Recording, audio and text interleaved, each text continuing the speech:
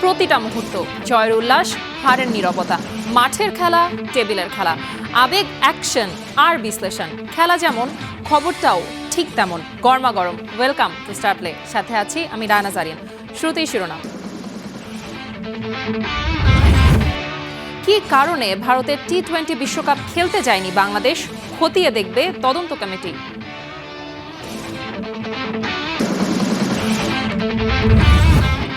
মুখোমুখি অবস্থানে বিসিবি ও ক্রীড়া মন্ত্রণালয়, একের পর এক পাল্টাপাল্টি বিবৃতি, গুমট অবস্থা।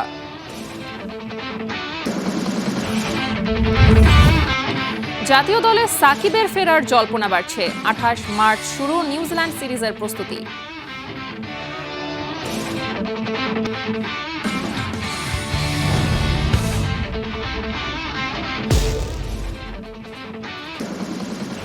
শুধু বিসিবি নির্বাচন নয়, কি কারণে ভারতের টি-20 বিশ্বকাপ খেলতে যায়নি বাংলাদেশ তা খতিয়ে দেখতেও তদন্ত কমিটি গঠনের সিদ্ধান্ত নিয়েছেন যুব ও ক্রীড়া প্রতিমন্ত্রী আমিনুল হক।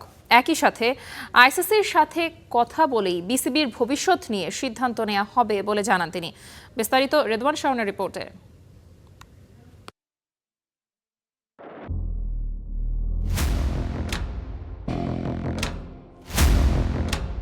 শুধু বিসিবি নির্বাচন নয়, কি কারণে ভারতে বিশ্বকাপ খেলেনি বাংলাদেশ, এ নিয়েও তদন্তের কড়া বার্তা ক্রীড়া প্রতিমন্ত্রী আমিনুল হকের কণ্ঠে।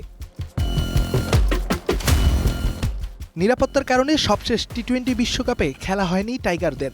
তৎকালীন অন্তর্বর্তী সরকার আর সরকারের ক্রীড়া উপদেষ্টা আসিফ নজরুলের অগ্রণী ভূমিকায় শেষ পর্যন্ত ৬৮ থেকে বাংলাদেশের নাম কেটে দেয় আইসিসি। অবশ্য সরকারের চাপিয়ে দেয়া এমন সিদ্ধান্ত দ্বিমত ছাড়াই মেনে নিয়েছিল বিসিবি। তবে গুঞ্জন আছে, এমন সিদ্ধান্তে নাখোশ ছিল স্কোয়াডে থাকা ক্রিকেটাররা। এবার বিশ্বকাপ না যাওয়ার ইস্যু নিয়ে নতুন সরকারের যুব ও ক্রীড়া প্রতিমন্ত্রী দিলেন কড়া বার্তা। বিশ্বকাপ ইস্যুতে কূটনৈতিক কোনো ব্যর্থতা ছিল কিনা তা খতিয়ে দেখতে তদন্ত কমিটি গঠন করবে সরকার।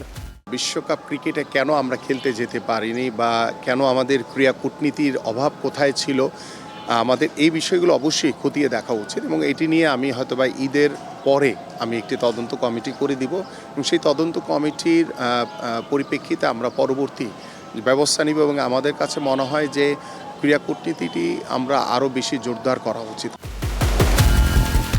এদিকে সবশেষ বিসিবি নির্বাচনের অনিয়ম তদন্তে যে কমিটি করা হয়েছে তার ভিত্তিতেই পরবর্তী সিদ্ধান্ত নিতে চান আমিনুল। সকল সিদ্ধান্তই নেওয়া হবে ক্রিকেটের সর্বোচ্চ সংস্থা আইসিসির পরামর্শে। আমরা দেখেছি যে জেলা প্রশাসক একবার একটি আপনার কাউন্সিলরের চিঠি পাঠিয়েছেন, পরবর্তীতে আবার আরেকটি চিঠির পরিপ্রেক্ষিতে তারা সেটিকে চেঞ্জ করে আরেকবার কাউন্সিলর পাঠিয়েছেন। এই যে একটি অভিযোগ, এই যে একটি প্রশ্নবিদ্ধ যে বিষয়টি আমাদের সকলেরই নজরে এসছে, তো আমার কাছে মনে হয়েছে যে এই অভিযোগগুলোর একদম নিরপেক্ষ তদন্ত হওয়া উচিত এবং সেই তদন্ত হওয়ার পরিপ্রেক্ষিতে আমি আশা করি সেই প্রতিবেদন আমার কাছে আসার পরে আমরা আমাদের যারা এই তদন্ত কমিটির সাথে রয়েছেন তাদের সাথে কথা বলে এবং আমি আইসিসির সাথে কথা বলে নিজে কথা বলে তারপরে পরবর্তী পদক্ষেপ নিব। Redwan Shaon, star News, Dhaka. মুখোমুখি অবস্থানে বাংলাদেশ ক্রিকেট বোর্ড ও ক্রীড়া মন্ত্রণালয়, একের পর এক পাল্টাপাল্টি বিবৃতিতে গুমট অবস্থা ক্রীড়াঙ্গনে। ক্রীড়া প্রতিমন্ত্রীর তদন্ত কমিটি গঠন, আইসিসির জুজু দেখিয়ে বিসিবির মিল। এবার আইসিসির সাথে কথা বলার বার্তা দিলেন ক্রীড়া প্রতিমন্ত্রী আমিনুল হকও। বাংলাদেশ ক্রিকেট বোর্ড আর ক্রীড়া প্রতিমন্ত্রী আমিনুল হকের সাথে সম্পর্কটা দিন দিন খারাপের দিকে যাচ্ছে। সরকারের সাথে সম্পর্ক খারাপ করে এই বোর্ড কতদিন টিকতে পারবে সেটাই এখন বড় প্রশ্ন। ক্লাবের অভিযোগ, জেলা ও বিভাগীয় ক্রীড়া সংগঠকদের অভিযোগ, বাংলাদেশ ক্রিকেট বোর্ডের সবশেষ নির্বাচন হয়নি নিয়ম মেনে। অভিযোগের প্রেক্ষিতে তদন্ত কমিটি গঠনের নির্দেশ দেন যুব ক্রীড়া প্রতিমন্ত্রী। এনএসি থেকে 5 সদস্যের তদন্ত কমিটিও গঠন করা হয়। সেই কমিটি নিয়ে সরাসরি অসন্তোষ প্রকাশ করেছে বিসিবি। মেইলের মাধ্যমে জানিয়েছে উদ্বেগের কথা, সেখানেই থামেনি। বিষয়টি আইসিসির দৃষ্টিগোচর হয়েছে বলেও জানানো হয় সেই মেইলে। আরেকটু সোজাসাপটা বললে সরকারের সাথে মুখোমুখি অবস্থানে বাংলাদেশ ক্রিকেট বোর্ড। বিসিবির আইসিসির জুজুর জবাবে যুব ক্রীড়া প্রতিমন্ত্রী আমিনুল হকও জানিয়েছেন আইসিসির সাথে কথা বলার কথা। বোঝাই যাচ্ছে বিসিবির স্টেটমেন্ট ভালোভাবে নেননি যুব ক্রীড়া প্রতিমন্ত্রী। একটা তদন্ত কমিটি গঠন করেছেন যেটা নিয়ে গতকালকেই বাংলাদেশ ক্রিকেট বোর্ড একটা বিবৃতি দিয়েছে। বিবৃতি দিয়েছে, আসলে একটু মুখোমুখি অবস্থান হয়ে যাচ্ছে কিনা বা আপনাদের পদক্ষেপটাকে একটু দিতে হবে। বিগত সরকারের সময়ে ক্রিকেট বোর্ডের নির্বাচনে যেভাবে সরকারের পক্ষ থেকে সরাসরি হস্তক্ষেপ করা হয়েছে সেটা আপনারা সকলেই জানেন, এবং সেই সময় আমি নিজেও এ বিষয়টি নিয়ে কথা বলেছি বেশ কয়েকবার। অভিযোগগুলোকে আমরা আমলে নিয়ে আমরা একটি তদন্ত কমিটি করেছি এবং সেই তদন্ত কমিটির প্রতিবেদনের জন্য আমি অপেক্ষায় রয়েছি। সেই প্রতিবেদন আসলে সেটি যাচাই বাছাই করে এবং আমি আইসিসির সাথে কথা বলেই পরবর্তী সিদ্ধান্ত নিব। বিসিবির সবশেষ নির্বাচন নিয়ে অভিযোগের অন্ত নেই। হাইকোর্টে ঝুলে আছে মামলা। যুব ও ক্রীড়া প্রতিমন্ত্রীর তদন্ত কমিটি গঠন, ঈদের পর আরও একটা তদন্ত কমিটি গঠন করার বার্তা। সব মিলিয়ে বর্তমান ক্রিকেট বোর্ডের অবস্থান মোটেও স্বস্তিকর নয়। তার উপর বিসিবির সভাপতি আমিনুল ইসলাম নেই দেশে। তিনি কবে আসবেন, কবে যুব ক্রীড়া প্রতিমন্ত্রীর সাথে বসবেন, সেটির জন্য এখন অপেক্ষা। Mamunur Rashid, star News, Dhaka. এপ্রিলে নিউজিল্যান্ডের বিপক্ষে টাইগারদের গুরুত্বপূর্ণ ওডিআই সিরিজ। ব্ল্যাক ক্যাপদের বিপক্ষে বাংলাদেশের অন্যতম সেরা পারফর্মার সাকিব আল হাসান। বিসিবি কর্তারা বলছেন নিউজিল্যান্ডের বিপক্ষে সিরিজ দিয়েই জাতীয় দলে ফিরতে পারেন তারকা অলরাউন্ডার। ক্যারিয়ারের গোধূলি বেলায় পৌঁছানো সাকিব জাতীয় দলের জন্য কতটা গুরুত্বপূর্ণ হবেন? রহমান পেয়ারের প্রতিবেদন।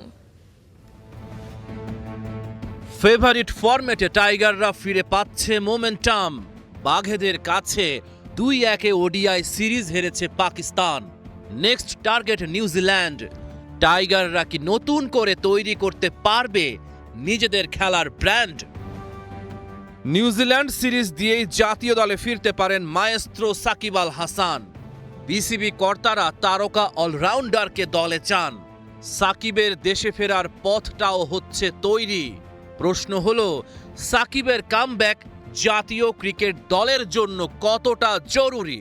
সাকিব ভাই তো গ্রেট প্লেয়ার, এবং গ্রেট প্লেয়ার যদি টিমে খেলে, টিমের তো কম্বিনেশন অন্যরকম হয়ে যায়, এবং এটা তো আসলে ক্রিকেট বোর্ড এবং ক্রিকেট বোর্ডের ডিসিশন, এবং তারা কিভাবে মনে করেন যে এই জিনিসটাকে, সিচুয়েশনটাকে হ্যান্ডেল করবে। আর আমার কাছে মনে হয় যে ক্যাপ্টেন হিসাবে যে অবশ্যই সিরিজগুলোতে যদি অপরচুনিটি থাকে তাহলে খেললে তো বাংলাদেশ টিমের জন্য অনেক হেল্প হবে। সাকিব যে মানের প্লেয়ার, সে ভ্যালু অ্যাড করবে এরকমই আমরা বিশ্বাস করি।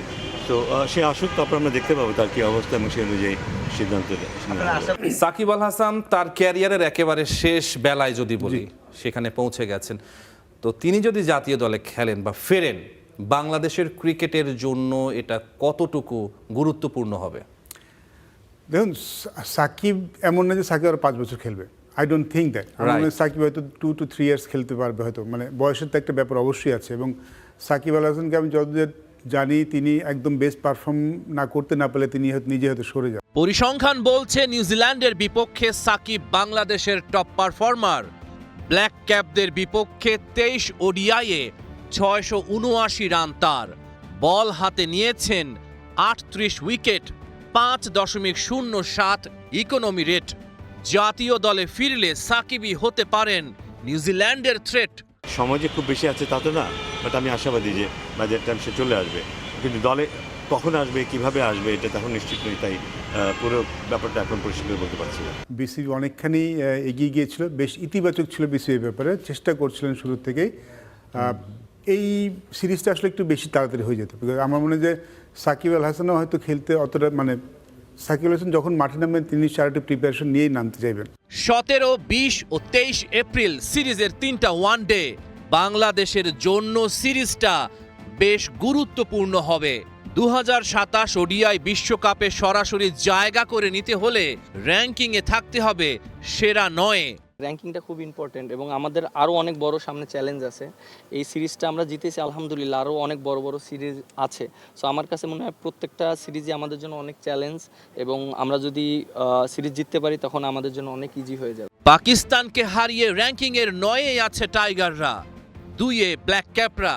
নিউজিল্যান্ডের বিপক্ষে সিরিজ জিততে পারলে বাংলাদেশ রেটিং পয়েন্টও পাবে বেশি, র্যাঙ্কিংয়ে হবে আরও উন্নতি। Rahman pair, star news.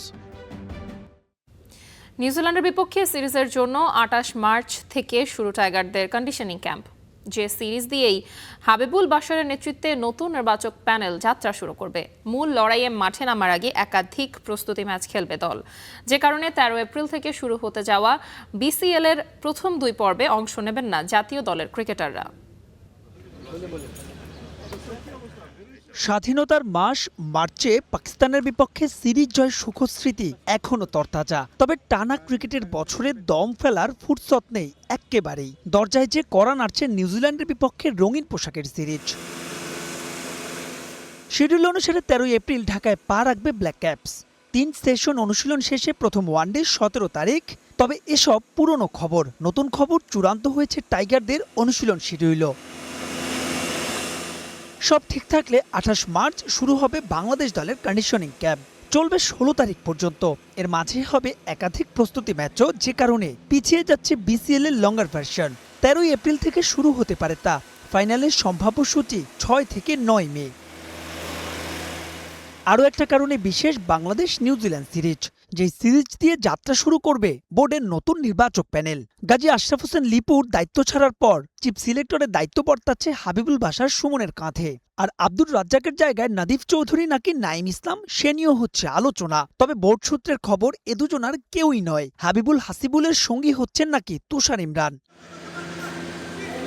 মাঠের ক্রিকেটেও ভিন্ন কারণে গুরুত্ব পাচ্ছে বাংলাদেশ নিউজিল্যান্ড সিরিজ।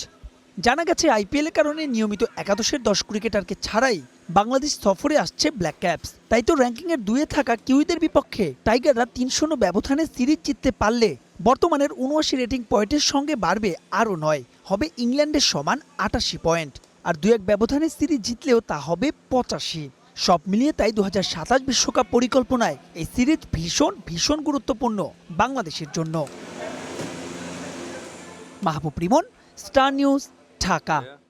ভিয়েতনাম ও সিঙ্গাপুরের বিপক্ষে ম্যাচ জিতে দেশবাসীকে ঈদ উপহার দিতে চান জাতীয় দলের ফুটবলাররা। ভিয়েতনাম ও সিঙ্গাপুর সফরের আগে প্রথম অনুশীলন সেশনে গণমাধ্যমে এমনটাই জানান শেখ মোরসালিন আর রহমত মিয়া। ঢাকায় নেমেই মাঠের অনুশীলনে নেমে পড়েছেন সমিত সোম, ফাহমিদুল ইসলাম, জায়ান আহমেদরা। বসুন্ধরা কিংস এরিনায় জাতীয় দলের অনুশীলন। কোচ হাভিয়ার কাবরেরা মাঠ সাজিয়েছেন কোচিং স্টাফদের সাথে নিয়ে। স্থানীয় ফুটবলারদের সাথে মাঠে হাজির প্রবাসীরাও। ভিয়েতনামে দলের সাথে যুক্ত হবেন হামজা চৌধুরী।